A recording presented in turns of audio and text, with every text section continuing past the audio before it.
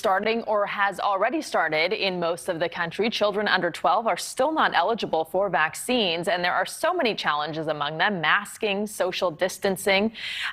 Joining us now is Dr. Mobeen Rathore. He is the Chief of Infectious Diseases of UF Health Jacksonville and Wolfson Children's Hospital. Thank you for being with us tonight. Pleasure to be here.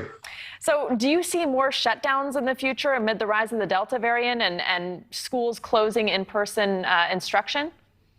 Well, we certainly are at risk for shutdowns and worse if we don't have appropriate mitigating procedures in place in school, which includes masking, social distancing, vaccines for those who are eligible, both students and staff and faculty, and also very critically important is testing, tracking, and tracing, because all of these work together. It is not just one thing that is going to make the difference.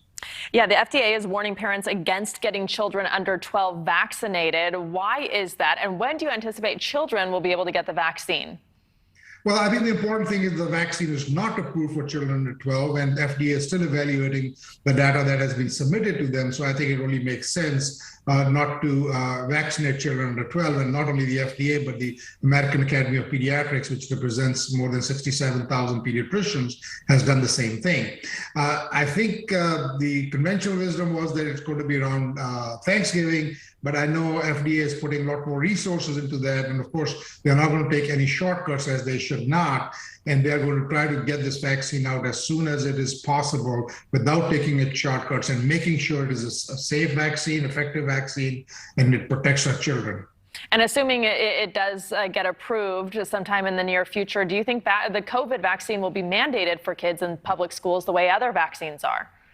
I think ultimately it'll be mandated. I think we have already seen some mandates from the federal government, and the LA public schools have mandated for those who are eligible. I think ultimately we know that vaccines work best in school systems when they're mandated. We have seen that with many other vaccines that are mandated. So I think ultimately it'll be mandated. When that happens, it remains to be seen.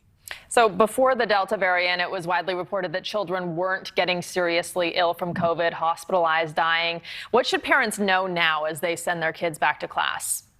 Well, I would say that fewer children were getting sick and getting admitted to the hospital and dying. So children were certainly dying before that. But since the Delta variant, there are a lot more children who are actually getting infected. As a result, a lot more children are getting sicker and getting into the hospital. And a lot more children are getting into the intensive care units, getting on the respirator, ventilator, and even ECMO, which is the heart-lung machine, is sort of a last-ditch effort for us to protect our children and support them.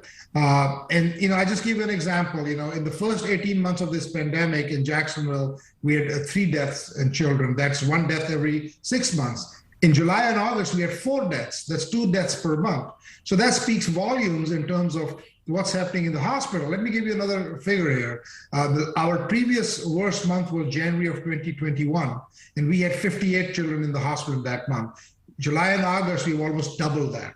So things certainly are not looking well for children, even though the 4th surge is sort of going down in Jacksonville for children. It is not really plummeting the way it is doing for the adults. So in Florida, where you are, the number of COVID-related deaths has more than doubled since August. You just mentioned that. Governor Ron DeSantis, of course, has been very adamant and vocal in his opposition of any kind of shutdowns, many different COVID safety measures, even trying to withhold funding from schools that impose mask mandates. Is Florida going to be is Florida a case study for the rest of the country?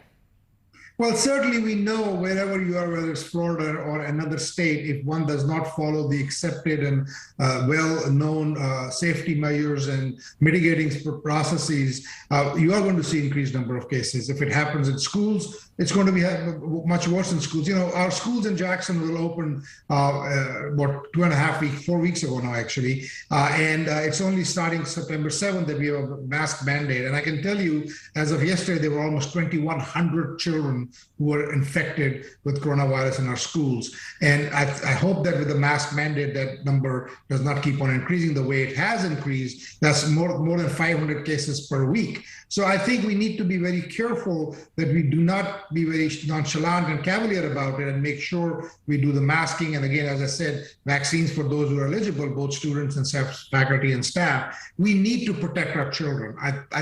I don't know when protecting our children became a divisive issue or a political issue. It's an American issue. We need to protect our children. Finally, if you had a crystal ball, how do you see the school year playing out this year?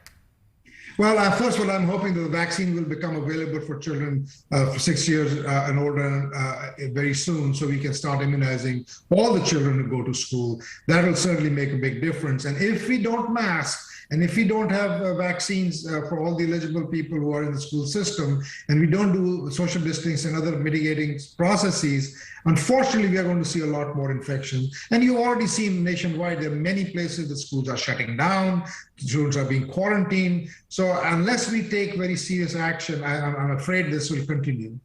All right, I hate to leave it on that note, but we have to go now. Dr. Rathore, thank you very much for joining us. Yes, make a date to vaccinate, okay? Take care. Thank you.